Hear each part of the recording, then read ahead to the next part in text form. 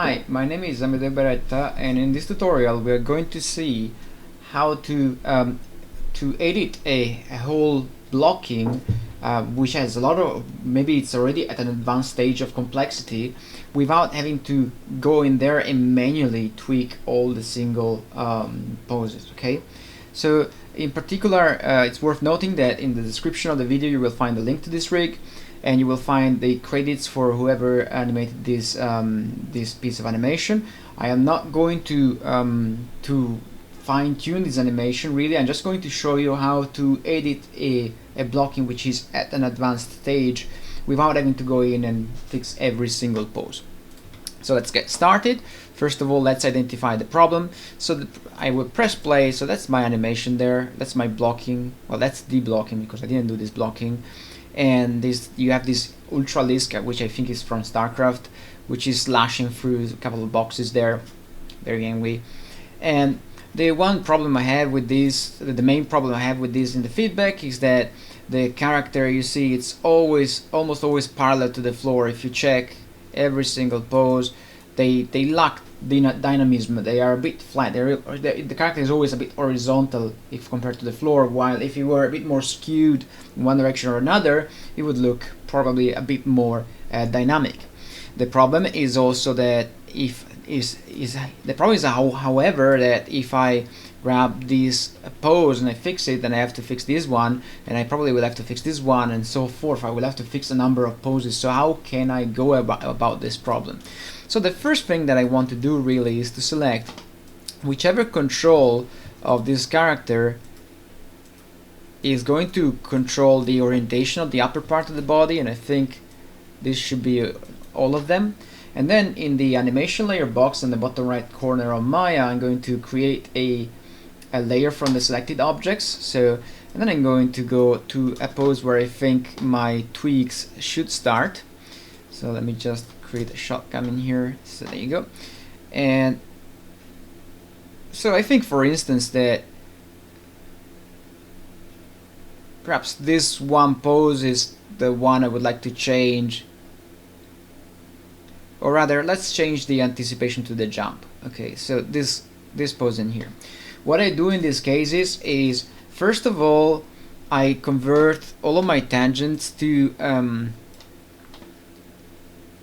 actually I would convert all of my tangents to auto, or to, I will disable anyway the step preview if it were on, but for now I want to show you a problem that happens if you don't do that. So why do I have to change the tangents? Because if I go, say, on 86 on animation layer 1 and I press a key on all the controls I selected, and then I go to frame 104 and I set a key, and maybe I even change the key dramatically, say this way, okay, something like this, it doesn't matter what we do in here, and I set a key, you will find out that the top layer will be smooth.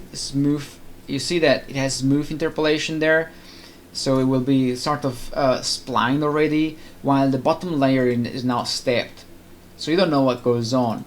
And also, if you decide then to do the top layer stepped, what the problem is that this tweak, at the beginning I didn't make any tweak, at the end I made a tweak, you see, but the tweak won't really be inherited in the middle, you see, since it's a stepped tangent that I have in there, there will be no change until 104, so I cannot do progressive changes there in the blocking.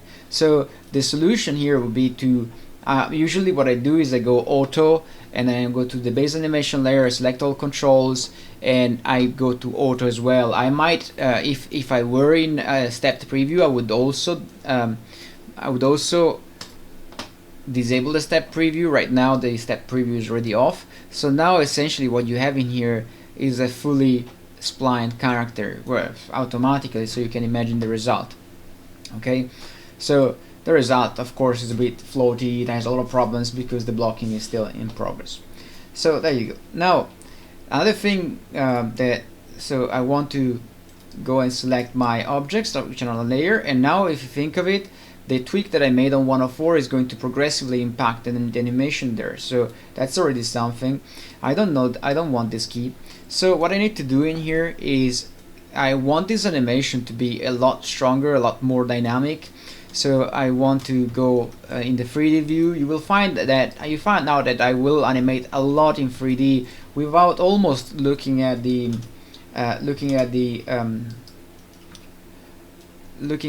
camera viewport, in fact, very often. Okay, so there you go. So first of all, in here I want to check how was the spine rotated, and you see that we have a bit of rotation from the first control and more or less the same amount from the second, and almost nothing from the third. I mean, you would expect the third to go that way, right? So the first problem you get when you animate spines is that in FK especially is that your axis, at times you rotate the controls, say the base a bit, and then you rotate the second one a bit more, and then you forget about the third, and the third is pointing somewhere else.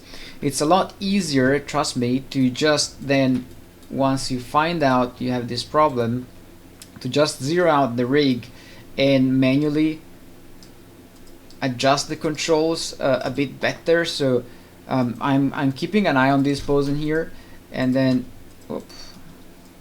no, I press space bar. There you go. There you go. So let me select this thing. So I will zero out the controls in there. I want to see what's the, so that's the zeroed out pose. I'm a bit surprised that with the zeroed out pose the character is facing some other direction. You would expect a character to be a creature, or anyway a complex rig moving through space. You would expect it to be already facing the direction of the motion, and instead in here the main jump is in this direction, diagonal, and this guy is oriented this way. So that means that in order to move him forward with the jump, the poor animator, because right now that's what it is, it's a poor animator because it's going to suffer for that, is going to animate two different channels, the X and the Z, right? So that's the first no-no in my opinion for an animation piece like this one. Having two channels controlling the translation forward, yeah, there are situations in which you cannot avoid that, of course, but if you can avoid it, and this is one of such cases, you should, because now if whatever edit you have to do on one curve, you have to do it on the other as well, so you have twice the amount of work, which with the resulting pleasure that you can only imagine. Okay, so that's the first catch, but I'm not going to fix that. But you see how zeroing out the rig, I already found a problem. So I zeroed out the rotation there and the translation of those controls, and I was thinking, well, why is that this guy is now facing the wrong direction? And the reason is because the master is facing a direction which is not exactly what you intend to have in there. So that would be that's the first discovery I made by looking at this animation. Now I want to obtain the same pose by moving all the controls together, so that I will know for a fact that I am moving the whole body proportionally, so they all move by the same amount. And then what I will do next is I will start deselecting bones, which are controls which are at the bottom, and I will start rotate the other controls a bit more, so that the abstract in here is that the control which is at the top, the controls which are at the top are those which will move the most. Okay, but see how I don't ever move a single control really when I do this kind of stuff. I'm always moving a bunch of controls in there. Oops, I accidentally merged the layers. There you go. Now I press S to make sure I have the pose. So this is the pose I have in here now. So you see that this one we had earlier on is perfectly parallel to the floor. It's very boring in many ways. It's just a bit static. If I go with the layer, I already have a more dynamic pose, which doesn't mean it's great. But remember that the purpose of this tutorial is to show you how to edit blocking in a fast way. It's not really to make the animation beautiful. If you can do it in the meantime, well, wow, amazing, let's do it. So in here perhaps I will just move the chest a bit more forward, and every time I select something I check that there is a green dot on the animation layer 1, because if there is no green dot, it means that the animation layer, the control is not on the animation layer. I will perhaps make a tutorial about animation layers if you're not comfortable using layers. In fact, let me write a note for this. And in fact, if you want any tutorial in particulars about animation, just write it in the comments. And now in here, I guess I could grab this guy and move it forward a tiny bit, and I could grab this guy and move it backward a tiny bit just to have the body give me a bit of a nicer shape in there. I want to see also what anticipation is doing on the master. So the master there, perhaps I could even add the master to the selection and just push the master even more. Oh, I see what's going on in here. I can push the master even more to the back there and set the key there. This gives me a problem with the stretching, of course. This looks like a clavicle, so perhaps I can cheat and add it to the layer as well, and I can just move it forward. After all, a shoulder blade would move forward in this situation. There you go. And you really want to understand where the weight is on this character. I mean, which leg is the weight on? And to know that, I think we have to evaluate the jump. So I will just see what the jump is in there. And the leg which leaves the at the latest moment is the back right leg. So perhaps I could just think of putting the pelvis on my animation layer 1 and just raise that hip there, because the weight is probably on that hip. That means that as the guy will jump, as the guy will move forward this way, that hip will translate backward and lower to help with the jump. Okay, so you see that I am already planning out what's the body mechanics in there. I'm not just, of course I'm winging it up in many ways because there's no reference in here, so I cannot really do anything else but winging it up. But I'm also thinking in terms of body mechanics, of course, mostly really. So now the problem is that we created this new pose. I'm not very happy about this leg, and I look at the previous pose, and while I get a bit more dynamic body there, the silhouette is all a bit broken, and I think I maybe have rotated this thing a bit too much, so I'm going to tweak it. And I think I want the head to be on the layer because this guy is predating something, right? It's predating the box. So I want the head. Look at that. Look at the difference between having the head facing down this way, that straight, that vertical, looking at the floor as if, I don't know, they lost a contact lens or something on the floor, and a pose like this one where the character is looking at its target. And now that's a lot more focused. So that's a lot better. And now I want to go to the pose before the anticipation, and which I think was this one. And on animation layer 1, what I want to do is I want to go back to the original pose. And to go back to the original pose, you right click on the layer, select all the objects that you have on that layer, and you hit the this button here. The 0 key layer is the top left button in the animation layer box. Maybe my mic was a bit low. Let's see if now it's a bit better. And now I hit 0 there, and the character goes back. It goes back to how the animator wanted it originally. So now the character is going to this anticipation pose, and please notice the kind of focus the creature has with the head with the box now. Okay, this is focused. This one is, I lost something on the floor. Okay, this is not the same character, not the same story you wanted to tell. So this is a bit better, I think. Also, I mean, the head has a global attribute, which is great because, this is the head. Sorry, let's see if the head has it.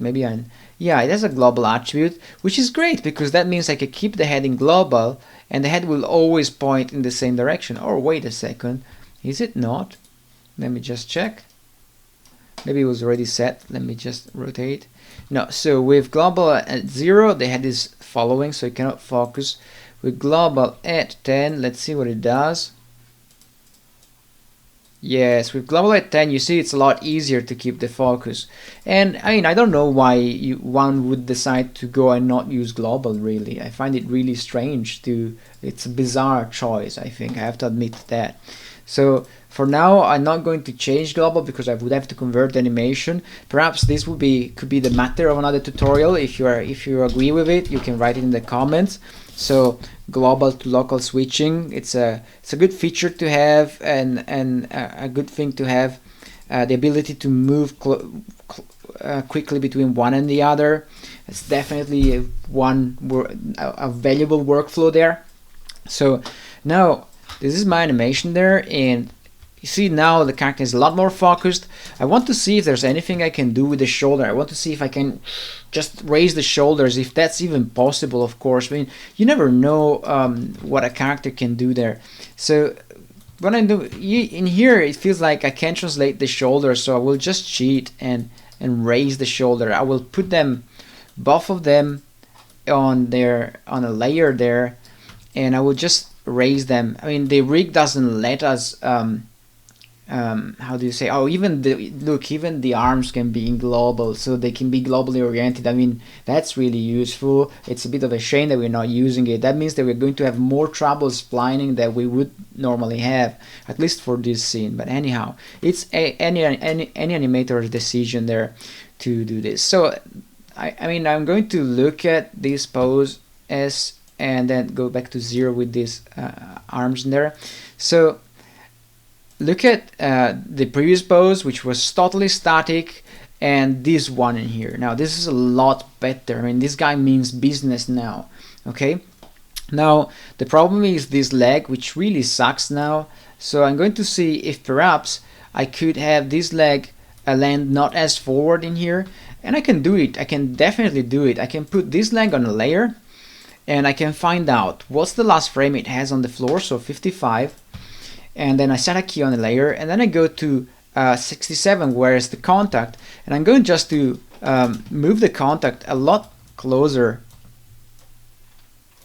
to the body there. Probably I want to move it in world coordinate space. I don't quite understand why the leg is not straight there, why the foot is not straight there. I mean, maybe there's a reason. If so, it would be good to know that. So there you go, and I will use world to just move the leg a lot closer.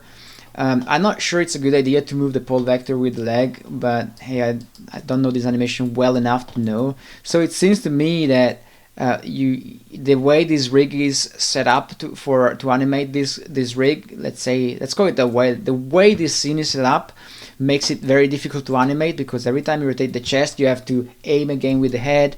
Every time you rotate the lower chest, you have to fix the position of the arms. But I mean, it would only take the arms to be in global to be able to do something like this, for instance. That would be super easy, right? It would be a lot easier. So I mean, I start to understand why the blocking is this problematic, because the rig setup wasn't thought through. So the animation here was done by snapping the rig in and just start animating without thinking of how do I need to set up this rig so that if I have an easier life animating. So there's a planning issue right there. Now, I'm not going to fix that planning issue, because it would be beyond the scope of this tutorial, but I hope that you see the problem in that. I certainly do. So now I want to zero out the first pose there, and I mean, even this one pose is a bit dodgy in my opinion. I think it would look better if you were that way, but it doesn't make much sense to me that whenever I rotate a bit the leg, I mean, I get the knee going all over the place. So again, even the knee pole vector should be set to 0 follow, so that now I can do this and I don't have to counter animate the pole vector all the time. But again, I mean, I leave it to the author of this animation to fix this aspect. And now I have the same step, but it ends up much closer to the body. And you see that by jotting down these two poses being in auto tangent, I can go back, and I've also changed the blocking for pose 60 just with two poses. And now and please notice I've never really quite played the animation through. I'm not even interested in playing the animation through in here. I just want to fix the poses, and then I will play the animation through once I will feel I have something there. I also want this thing to rotate a bit more towards that side, I think. So, and I could even I mean, it would be good to know on which leg the weight is on this pose. So I think that in here, for instance, I could have grabbed the shoulder blade and just, which is I guess this guy in here, I could have raised it a bit, but I'm not going to do it. This I leave to the person who animated this shot. Okay, so now I fixed. This is the first time I'm showing this thing, of course, in this tutorial. You see, I fixed pose 55 and 67 and on a layer, and pose 60 is already working. If the breakdown was working earlier on, chances are it will work now. Let's go back to animation layer 1, where we were fixing the anticipation pose. So that's the anticipation pose right there. I think I feel like I need to have the arms a lot closer to the body there. So I will grab the elbow controllers as well, and I will add them to the layer. You see that as I move forward, I start adding more and more stuff to the layer. And in here, I really want to see what's the right way for this creature to have the arms a lot closer to the body. I don't quite know, because of course it's the first time I animated. Now, there's another thing in here with elbows. Usually on a rig, you want to animate elbows in gimbal so that you rotate them in a way that is anatomically correct. So there will be, look at the channel box up here, there will be a single axis moving the elbow, not like the way I found it in this scene, for which when I rotate the elbow up in there when I rotate the elbow up with local, with object mode, I'm rotating 3 different axes by wild numbers. This is just not a good way of working, in my opinion. I mean, you can do this kind of stuff if you want, I guess. It depends on the shot, really, and it depends on what you're trying to do. And I do it all the time, by the way, but usually if I need it.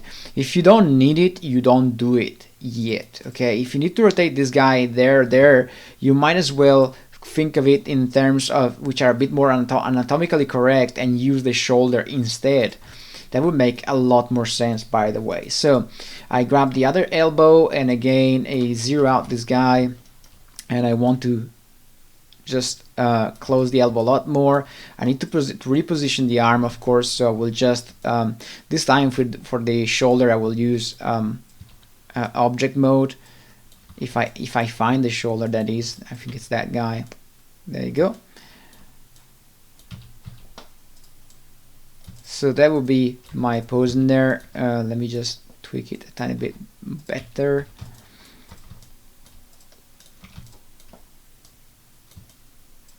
There you go. Now I want to have a look at what's going on in there. I'm not quite happy about the way the silhouette works with these 2 arms. It feels a bit parallel to one another, so perhaps I will just... Ooh, I think I found the problem right there with the arms snapping back into position. I think it's the elbow. I didn't set a key for the elbow. Okay, yes, cool. So that's my problem, in fact. So there you go, and I will set a key on the layer. It's a good idea. I always remember to set a key on the layer at the first key you make in there. So I will just say change the pose that way. I'm not even caring about intersections for now. Okay, I'm just trying to find a pose which is a bit cooler than the one I had before. So now I have, look at that. Now we are meaning business there. We are really focused on the target, and I want to see what happens to the bum of this character as he goes backward. So that's it. I would suspect from the top view is not great, I think.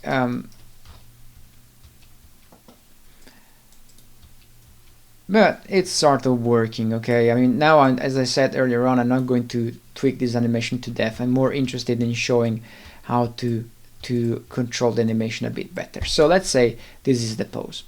Now, set a key on 86 on everything. On 72, remember, I don't want to touch it, so I'll zero out the pose. So now we have the standard pose we come from, which is a bit static, but hey, we'll live with that. And then we have the tweaked pose. And remember, we want to focus on the box there, which we are doing. Okay, again, compare. This was the pose. This is the pose. This is the new pose. Old pose, new pose. Okay. Now let's remember that the this foot in here has been offset.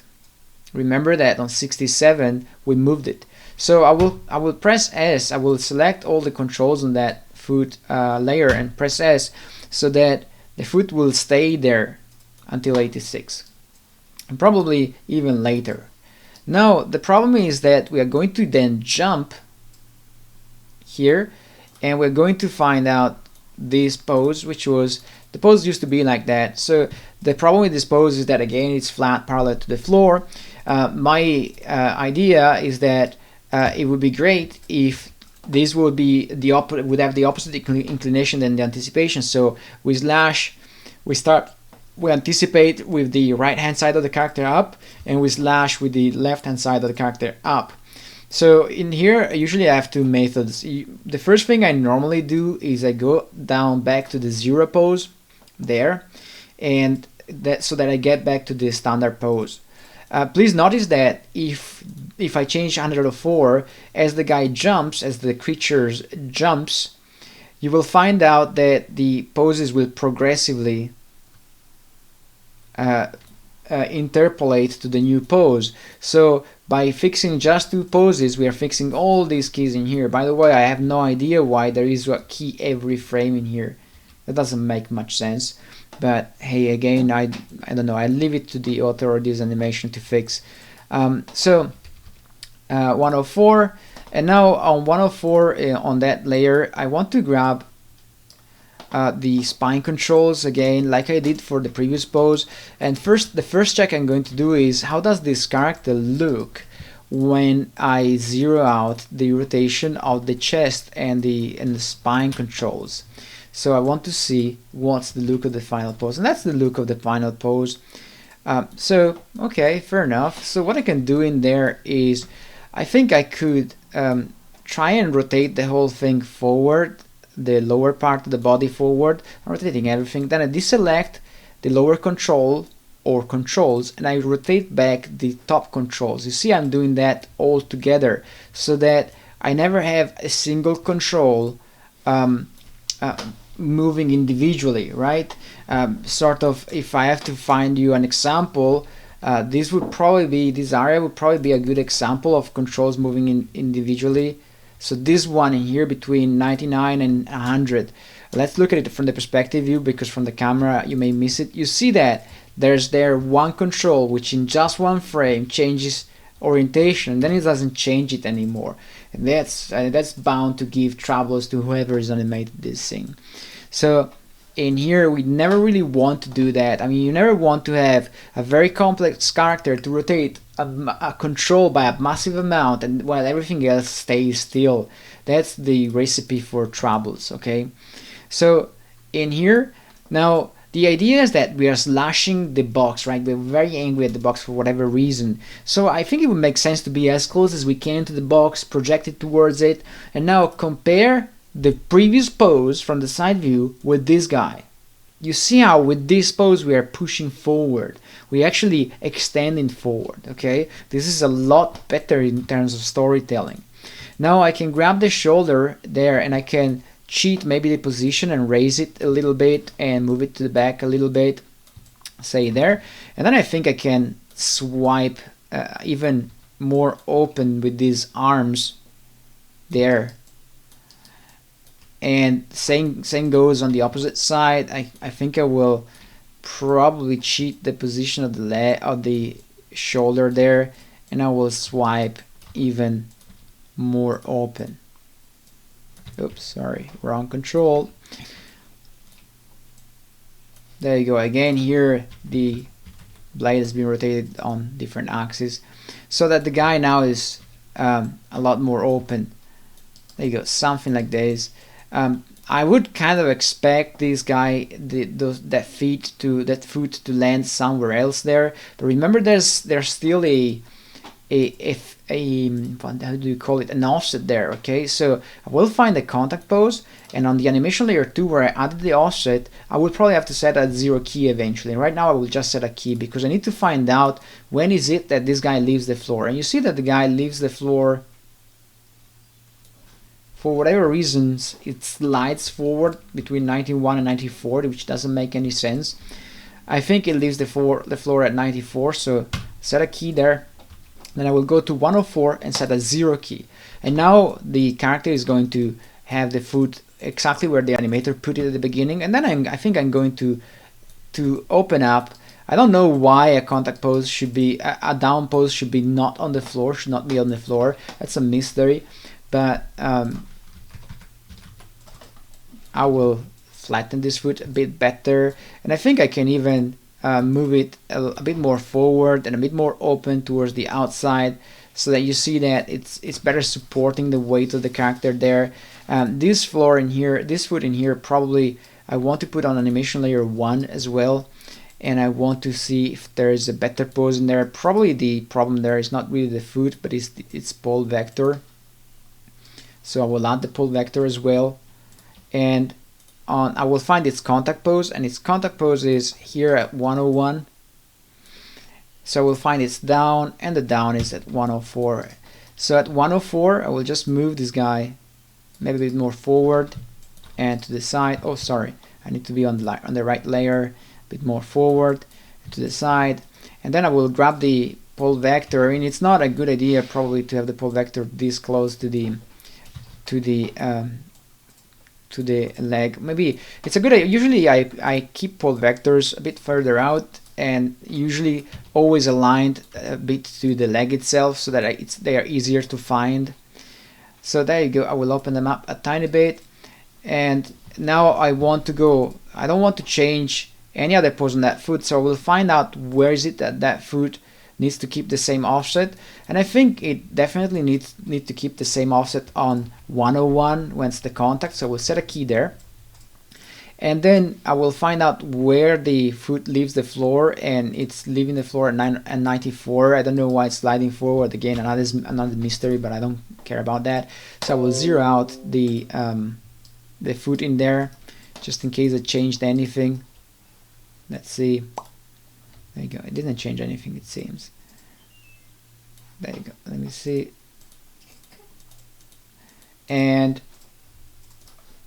there you go. And now I have, if you think of it, by just tweaking these poses on 86 and on 104, I'm tweaking anything that happens in the middle as well. So the character will land exactly where I want it and with the pose I want it, okay? So, and this is how you can very easily tweak a bunch of poses in a blocking. I'm not even pressing play to check the animation, because the animation doesn't matter right now. What matters is the poses. And see how much more aggressive this pose is. Look at this guy. This guy is like, he's just lashing through the box and he's saying, oh, I guess this is my job, I will do it. This is kind of the attitude. And look at this guy. This guy is raging. He's like, I'm going to destroy everything on my path. You know, this is the kind of attitude you want from your character. If your character is this kind of character, that is, I mean, this is pretty dead if you look at it now. So, and this is how you quickly tweak blocking. Now, how do we implement this thing back into the original blocking so that we can move forward and still evaluate the thing in stepped? Well, the way you do it is you just select all of the layers and you now merge the layers down. You use Smart Bake in here, make sure this is on. You merge them down. Let Maya do its magic. And now we go back and we either enable step preview, but you see that step preview isn't compatible with this rig. The moment I disable it, the poses are changing there, which is not good news. So I will have to go back and you see I keep on selecting the whole thing. I get it. It's sort of annoying to keep selecting the whole thing. So I will use this very old tool, very old tool, Pose to Shelf, to just save the whole rig selection on the shelf, so that every time I click on it, it's selecting it automatically. And then I will convert this thing to stepped, and I want to press play and see what happens there. So now you will find out that Oriole poses are seamlessly tweaked by the few free poses we changed, and everything reads a lot better. Okay, so this would be how you tweak blocking using animation layers. It's a super useful technique. You should definitely use it because it makes your life a lot easier. Please notice how while it's true that traditionally people are told to do a blocking in stepped, please notice that doing a blocking in stepped doesn't mean that you are keeping your tangents in stepped all the time. It just means that you tend to evaluate the animation very often, and not even always, in stepped so that you can appreciate the poses a lot better. But whenever I have to create a new pose in the middle or at the end, I have no problem going back to auto tangents, tweak the poses, and then go back to stepped if I need stepped, if that's what I need. Okay, I mean, it's not a religion that you have to adhere to. It's just a way that makes it easier to work in stepped. But the moment this way of working makes it harder for you to work, or it becomes an obstacle, that's when you have to drop it and move on to something else. So you see, I press play only once I see the stepped, because I was here to appreciate the posing in there.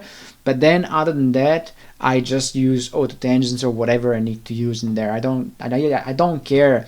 I mean, I may be in auto tangent, but you see I always go around with keys, so I will keep on doing this. I will keep on converting between auto and stepped, but you will almost never see me play the animation smooth because in spline, because I know it's not ready. I would be just wasting my time trying to find problems there. There are so many problems in there, I don't even want to know.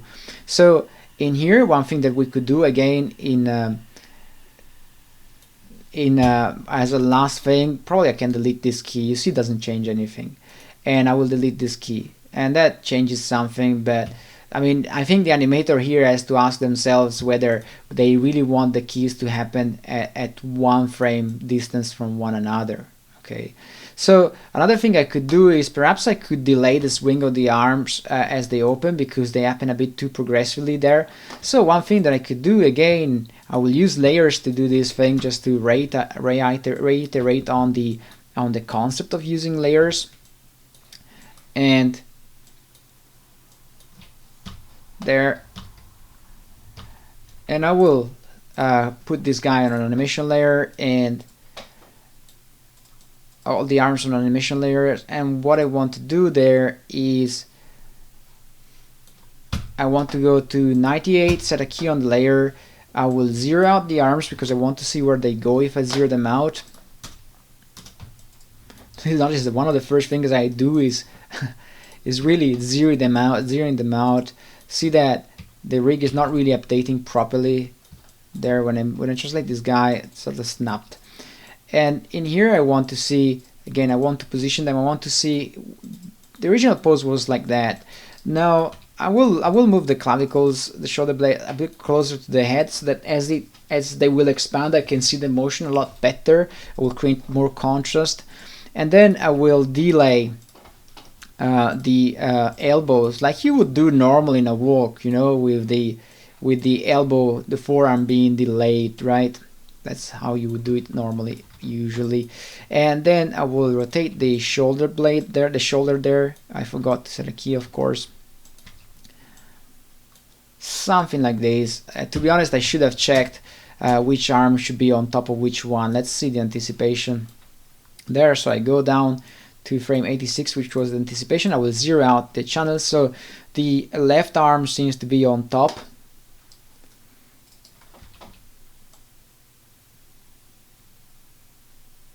So until 98, you see that I'm keeping the arms in there, and then at 104 slash open. Okay, so now the action should be a bit better. Also, I can go to, please notice how when I add a new pose on an animation layer, I tend to go down to the base animation layer, see where the respective pose was, and I'm going to tweak the timing, the pose on that time. Okay, so in here I want to perhaps open the arms a lot more there.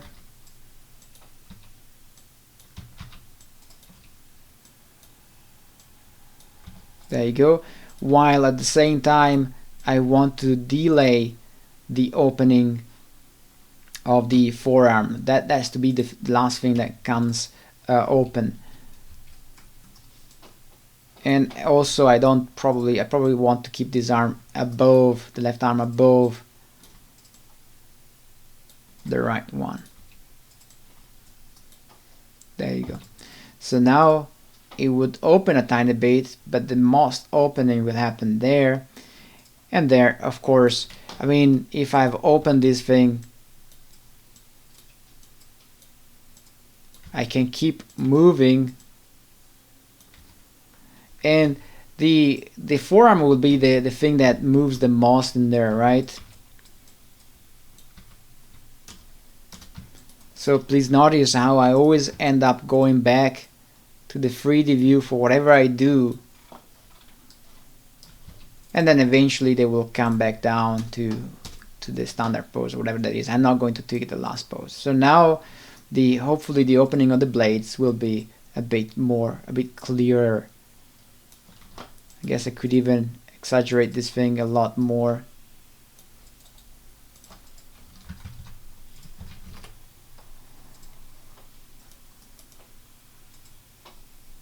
Yes. So now I'm going to merge these guys again, and now I'm going to check this thing in stepped.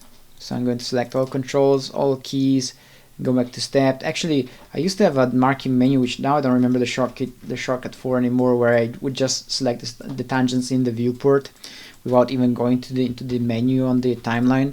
And now I press play with the step tangents there. There's a problem. Something happened. I think I accidentally offsetted the arm there.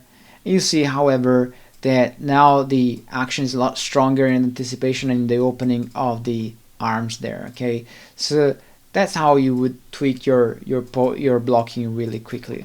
In here, the problem is that I accidentally forgot that I offset the whole animation, so I would need to find out where is it that I messed up. I will give it a try, but 0. Yeah, so this comes from earlier on, so I'm not going to fix it. Sorry. Oh wait, let me check. Yeah, there you go. So I forgot to zero out the first pose. That's the problem there. There you go. So now, there you go. So now that's sorted. So the one problem you can see with animation layers is that you have to keep track of when you're offsetting stuff, because you may offset the whole time and you don't want that. You want your first key to be a 0 key and your last one to be a 0 key, and then in the middle you do the changes you need to do. If you think if you need a tutorial about animation layers, just write so in the comments. If you need a tutorial about switching global to local once you already animated the scene, again write it down in the comments. And I hope this was helpful. Bye bye.